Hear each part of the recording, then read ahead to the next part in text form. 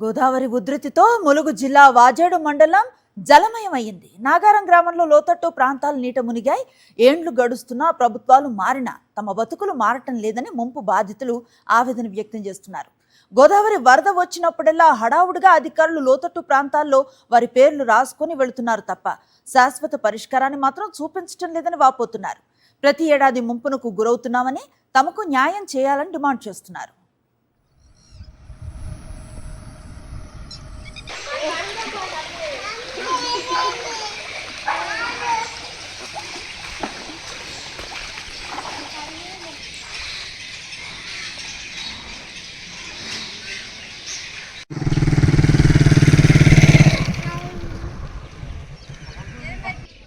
గోదావరి ఉగ్రరూపం దాల్చి వాజేడు నాగారం గ్రామ పంచాయతీలో లోతట్టు ప్రాంతాలని ముంచివేస్తున్నా కానీ అధికారులు నిర్లక్ష్య ధోరణితో వ్యవహరిస్తున్నారు. గత బీఆర్ఎస్ గవర్నమెంట్లో వీళ్ళకి ఇళ్ళు ఇద్దామనే ఉద్దేశంతో అక్కడ ఇళ్ల స్థలాలు చూడడం జరిగింది. అంతలో గవర్నమెంట్ పోయిన తర్వాత కాంగ్రెస్ గవర్నమెంట్, రేవంత్ రెడ్డి గారి గవర్నమెంట్ వచ్చిన తర్వాత లోతట్టు ప్రాంత ప్రజలను ముందు గుర్తించి ఇల్లులు ఇవ్వాలని మేము డిమాండ్ చేశాం. అయినా వాళ్ళు పట్టించుకోకుండా ఇలాంటి ఇల్లులన్నీ వదిలేసి కాంగ్రెస్ కార్యకర్తలకే ఇల్లులు ఇవ్వడం జరిగింది. ఇది చాలా విడ్డూరం. ప్రతి సంవత్సరం 2-3 సార్లు వీళ్ళని పునరావాస కేంద్రానికి తరలించడం జరుగుతుంది. 3 మంత్రులు ఉన్నారు, కానీ మారుమూల వాజేడు ప్రాంతాన్ని అందరూ విస్మరిస్తున్నారు. ఛత్తీస్గఢ్లో నారాయణపూర్ జిల్లాలో ఎడతెరిపి లేకుండా భారీ వర్షాలు కురుస్తున్నాయి. వరదల ధాటికి అబూజ్మడ్ అడవిలో బలెవాడ సిఆర్పిఎఫ్ బెటాలియన్ శిబిరం జలమయమైంది. అకస్మాత్తుగా వరద రావడంతో శిబిరం ఖాళీ చేయలేకపోయారు.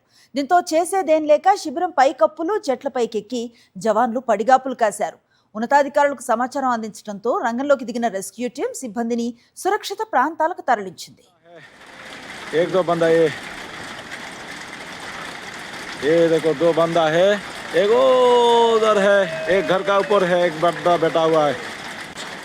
बड़ा पोस्ट का चारों साइड में इतना पानी हो गया जो हमको बाहर जाने का मौका ही नहीं मिला. इतना जल्दी पानी आ गया जो एक కేరళలో భారీ వర్షాలు అతలాకుతలం చేస్తున్నాయి. కొండ చర్యలు విరిగిపడటం, ఆకస్మిక వరదలు, తీవ్ర జలమయం కావటంతో ప్రజలు తీవ్ర ఇబ్బందులు ఎదుర్కొంటున్నారు.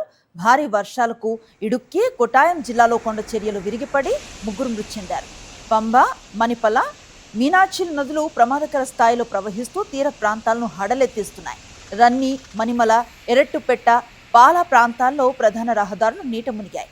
లోతట్టు ప్రాంతాల్లో ఇళ్లు, దుకాణాల్లోకి వరద నీరు చేరటంతో సాధారణ జనజీవనం పూర్తిగా స్తంభించింది.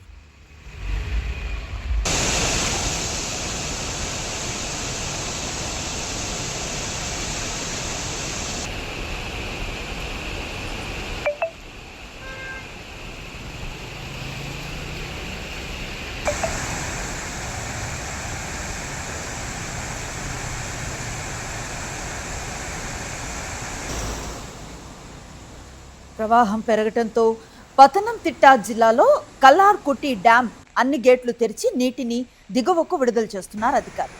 వాయనాడ్, కోలికోట్, కాసర్గోడ్, త్రిశూర్, ఎర్నాకులం, అలప్పుజ, కొట్టాయం, ఇడుక్కి, పతనంతిట్ట జిల్లాల్లో విద్యా సంస్థలకు సెలవులు ప్రకటించారు. సహాయక చర్యల కోసం ఎన్డీఆర్ఎఫ్, పోలీసులు, ఇతర అత్యవసర విభాగాలను ప్రభుత్వం అప్రమత్తం చేసింది.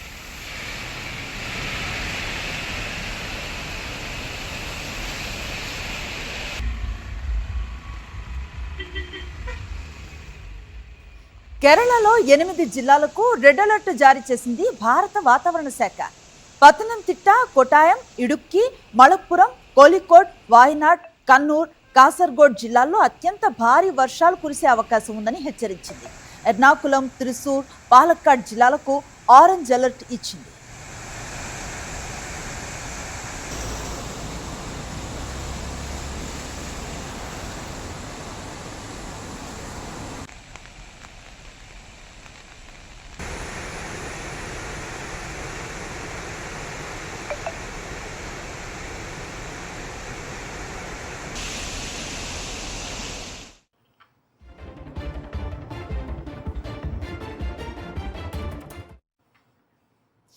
గంటకు గోదావరి వరద ఉధృతి పెరుగుతోంది. ధవళేశ్వరం వద్ద మొదటి ప్రమాద హెచ్చరికను జారీ చేశారు అధికారులు. ధవళేశ్వరం వద్ద నీటి మట్టం 11.75 అడుగులకు చేరుకుంది. 10 లక్షల క్యూసెక్కుల నీటిని సముద్రంలోకి విడుదల చేస్తున్నారు. గౌతమి, వశిష్ఠ, వైనతేయి నదులు ఉధృతంగా ప్రవహిస్తున్నాయి. గోదావరి వరద ఉధృతికి కోనసీమలో తాత్కాలిక కాజ్వేలు కొట్టుకుపోయాయి. గంటి పెదపూడి వద్ద కాజ్వే కొట్టుకుపోవడంతో 4 లంక గ్రామాలకు రాకపోకలు బంద్ అయ్యాయి. గోదావరి వరద ఉధృతితో కోటిపల్లి నుంచి ముక్తేశ్వరం, సకినేటిపల్లి లంకటు, నరసాపురం పంటలను నిలిపివేశారు. వరద ప్రభావం మరింత పెరిగే అవకాశం ఉండటంతో జిల్లా యంత్రాంగం అప్రమత్తమైంది.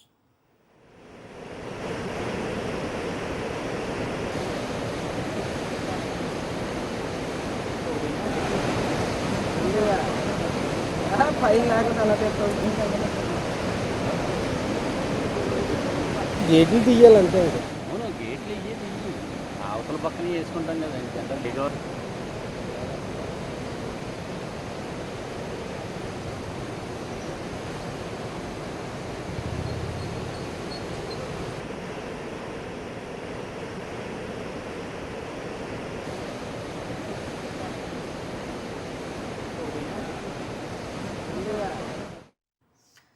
పోలవరం జిల్లా చింతూరు ఏజెన్సీ వరద గుప్పెట్లో చిక్కుకుంది. వరద ఉధృతికి విలీన మండలాలు జలమయమయ్యాయి. కోనవరం వద్ద గోదావరి సముద్రాన్ని తలపిస్తోంది. శబరి గోదావరి సంగమం వద్ద శబరి నది బ్రిడ్జిని తాకుతూ ఉధృతంగా ప్రవహిస్తోంది. కోనవరం మండలం ఉదయభాస్కర్ కాలనీలోకి వరద నీరు వచ్చి చేరింది. విఆర్పురం మండలం వడ్డిగూడెం గ్రామాన్ని చుట్టుముట్టింది. పలు ప్రాంతాల్లో రహదారులపై ప్రవహిస్తున్న వాగులు, వంకలు పొంగి పొర్లుతూ ఉన్నాయి. సుమారు 100కు పైగా గ్రామాలకు రాకపోకలు నిలిచిపోయాయి.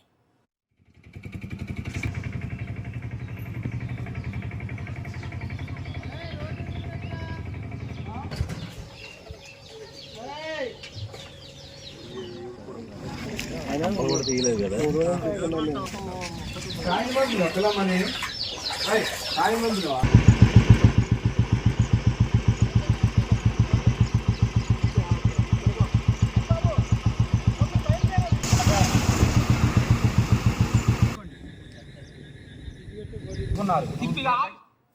కోనవరం మండలం పోలిపాక వద్ద భద్రాచలం నుంచి కోనవరం మండలాల మధ్య ప్రధాన రహదారిపై వరద ఉధృతంగా ప్రవహిస్తోంది.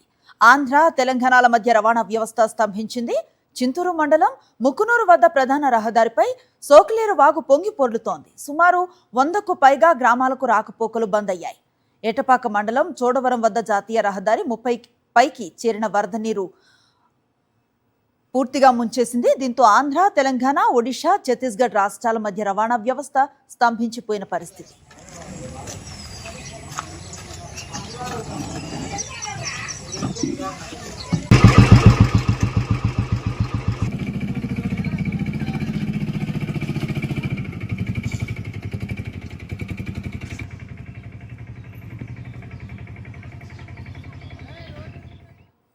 విలీన మండలాల్లో శబరి, గోదావరి నదుల వరద ఉధృతి అంతకంతకు పెరుగుతోంది. పలు ప్రధాన రహదారులపైకి వరద నీరు వచ్చి చేరటంతో సుమారు 100కు పైగా గిరిజన గ్రామాలకు రాకపోకలు నిలిచిపోయాయి.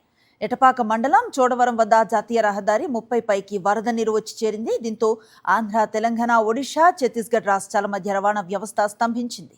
భద్రాచలం, కోనవరం ప్రధాన రహదారిని పలు చోట్ల వరద నీరు ముంచెత్తింది.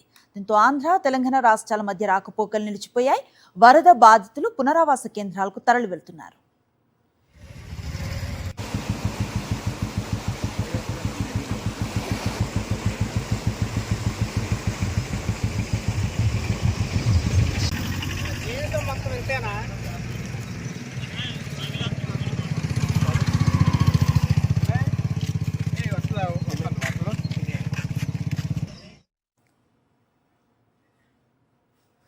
భద్రాద్రి కొత్తగూడెం జిల్లాలో గోదావరి మహోగ్ర రూపం దాల్చింది. భద్రాచలం వద్ద గోదావరి నీటి మట్టం ప్రమాదకర స్థాయికి చేరుకుని ప్రస్తుతం 56.10 అడుగుల వద్ద ప్రవహిస్తోంది. 53 అడుగులు దాటడంతో అధికారులు 3వ ప్రమాద హెచ్చరికను జారీ చేశారు. ఎగువ ప్రాంతాల నుంచి సుమారు 16 లక్షల క్యూసెక్కుల వరద నీరు గోదావరిలోకి చేరుతూ ఉండటంతో లోతట్టు ప్రాంతాలు జల దిగ్బంధంలో చిక్కుకున్నాయి. పర్ణశాల పుణ్యక్షేత్రం, సీతమ్మవారి నారచిరల ప్రాంతం, శ్రీరాముని సింహాసనం, చెక్క బ్రిడ్జ్, పలు దుకాణాలు వరద నీటిలో మునిగిపోయాయి.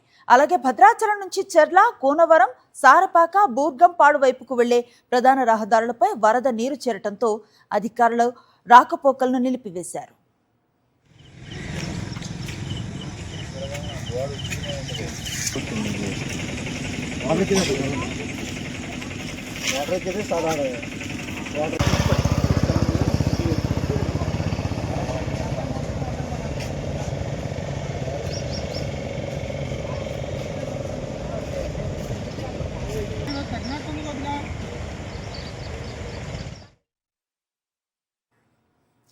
నాలుగు రోజులుగా ఎడతెరిపి లేకుండా కురుస్తూ ఉన్న వర్షాలతో కామారెడ్డి పెద్ద చెరువు నిండు కుండలా మారింది. చెరువు పూర్తి స్థాయిలో నిండటంతో అలుగు పారుతోంది. ఈ అందమైన జల దృశ్యాలను చూసేందుకు ప్రజలు పెద్ద సంఖ్యలో తరలివస్తున్నారు. అలుగు పారుతున్న దృశ్యాలను తమ మొబైల్ ఫోన్లలో చిత్రీకరిస్తూ ఆనందాన్ని వ్యక్తం చేస్తున్నారు. వర్షాలతో చెరువులు, కుంటలు నిండటంతో జిల్లాలో రైతులతో పాటు ప్రజల్లోనూ ఆనందాన్ని నింపుతోంది.